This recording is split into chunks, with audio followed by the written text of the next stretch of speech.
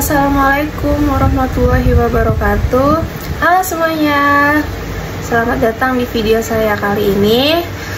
Sebelumnya perkenalkan, nama saya Hafsyega Sabrina. Saya dari kelas TI 22C3.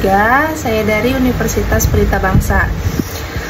Untuk video kali ini, di sini kita akan membahas tentang bagaimana kita sebagai individu, sebagai pembelajar, dan sebagai calon profesional yang bisa terus berkembang di dunia teknologi informasi.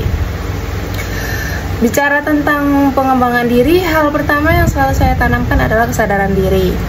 Ini fundamental banget loh. Di jurusan IT, kita seringkali terpaku pada codingan ya, algoritma dan hardware. Tapi pernahkah kita berhenti sejenak, kayak bertanya apa sih kekuatan saya di IT, kekuatan kita di IT, di mana passion saya sebenarnya, apa yang membuat saya stuck di sini? Kan banyak ya kasusnya yang kayak sering minder gitu sama teman-temannya, yang kok saya stuck aja, saya nggak melihat ada pengembangan diri, saya nggak jago kayak teman-teman saya yang lain yang bisa coding sana sini.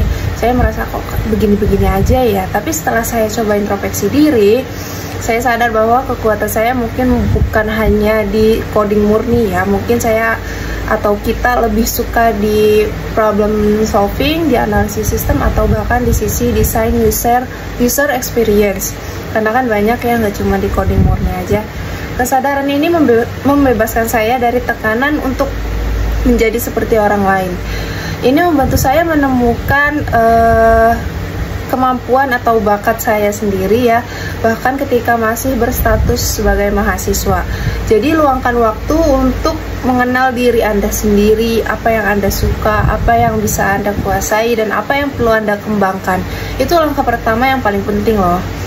Lalu setelah kita sadar diri, introspeksi diri ya, kita di sini mengelola emosi.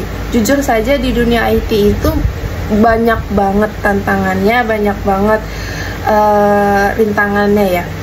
Kayak deadline-nya ketat, atau bug-nya yang tidak kunjung ketemu, atau mungkin error-nya yang gak ketemu-temu. Solusinya juga mungkin susah buat ketemu, atau mungkin kritik terhadap kode yang kita buat gitu kan. Emosi bisa campur aduk ya, kayak frustasi atau cemas, marah, emosi, bahkan rasa kayak nyerah, kayak aduh saya nggak nemu-nemu gitu kan. Saya pernah ingat nih satu hal. Waktu itu saya pernah begadang semalaman buat mengerjakan proyek, hanya mengerjakan sebuah proyek ya. Saya sampai begadang, deadline-nya besok pagi, tapi errornya nggak hilang-hilang gitu kan. Rasanya kayak pengen marah gitu, kayak melampiaskan emosinya, kayak pengen banting laptop atau ya segala macam gitu kan.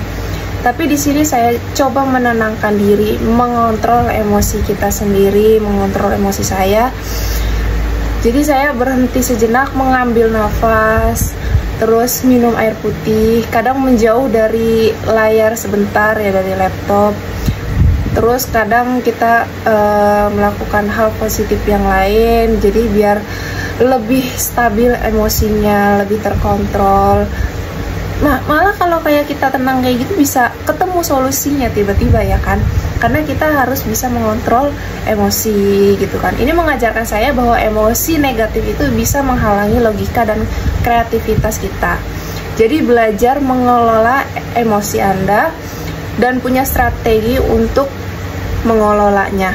Ingat, bug itu tidak akan lari kemana-mana, tapi kesehatan mental kita jauh lebih penting. Ingat itu ya. Lalu untuk selanjutnya itu kita berbicara tentang bug ya, bug dan error. Ini membawa kita ke poin berikutnya, yaitu mengoreksi diri. Di IT kita terus-terus dihadapkan pada hasil kerja yang bisa diuji, didebug atau diperbaiki. Sama halnya kayak diri kita, proses debugging itu tidak hanya untuk kode, tapi juga perilaku dan pola pikir kita. Saya sering mendapatkan feedback, baik dari dosen maupun dari teman-teman saat mengerjakan proyek kelompok. Kadang feedback dari teman-teman mengerjakan proyek kelompok itu kayak ada negatifnya ya, dapat kritik pedas atau kritik yang tidak mengenakan gitu kan. Dulu mungkin saya bisa langsung defensif gitu, kayak duh kok kayak sakit hati gitu kan, kita nggak mikirin wah apa yang harus saya benarin, saya yang koreksi diri gitu kan. Tapi sekarang saya belajar untuk melihat sebagai peluang untuk mengoreksi diri saya sendiri. Jadi itu kadang-kadang kita kayak bertanya, oke, apa yang bisa kita pelajari dari feedback ini, atau bagian mana yang bisa saya tingkatkan, yang bisa saya ubah, apakah ada kebiasaan buruk yang perlu saya ubah. Misalnya dulu cenderung menunda pekerjaan, akibatnya jadi panik, deadline-nya kan mepet ngerjainnya karena ditunda-tunda, terus jadi pas deadline di detik-detik terakhir kan jadi panik gitu kan. Setelah beberapa kali merasakan efek buruknya, saya debak kebiasaan itu jadi kayak tidak mengulang kebiasaan menunda pekerjaan gitu, menunda tugas, menunda deadline yang akan datang. Jadi saya mulai membuat to-do list, mengatur prioritas dan membagi tugas besar menjadi bagian-bagian yang kecil. Ini seperti merefaktor kode yang berantakan menjadi lebih rapi dan efisien. Mengoreksi diri itu bukan tanda kelemahan, justru tanda kedewasaan dan keinginan untuk menjadi lebih baik.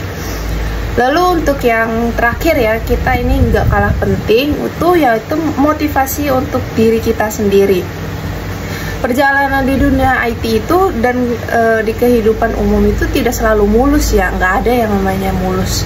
Pasti ada jalan kelak-keloknya, entah itu masalah, kesusahan, tapi akan ada saatnya waktu yang indah istilahnya. Jadi pasti kita akan merasa lelah, merasa kehilangan semangat, atau bahkan ingin menyerah gitu ya.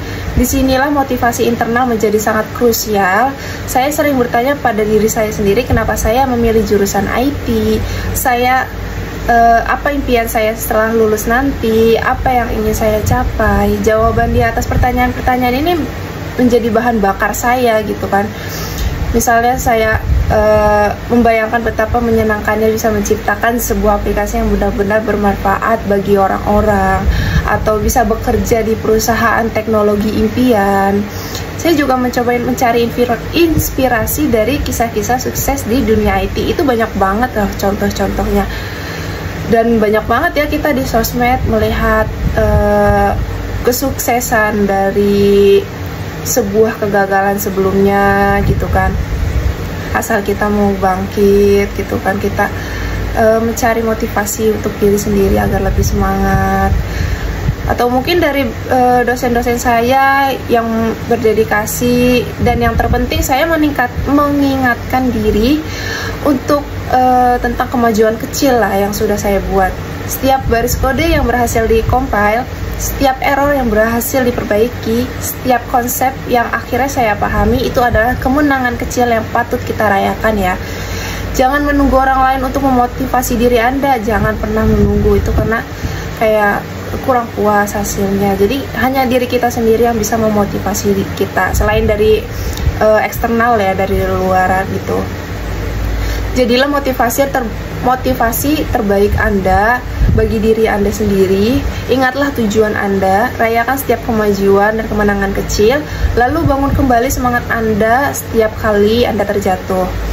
Jadi teman-teman, itulah sedikit pandangan tentang pentingnya kesadaran diri, mengelola emosi, mengoreksi diri, dan motivasi untuk diri sendiri dalam perjalanan kita di dunia IT.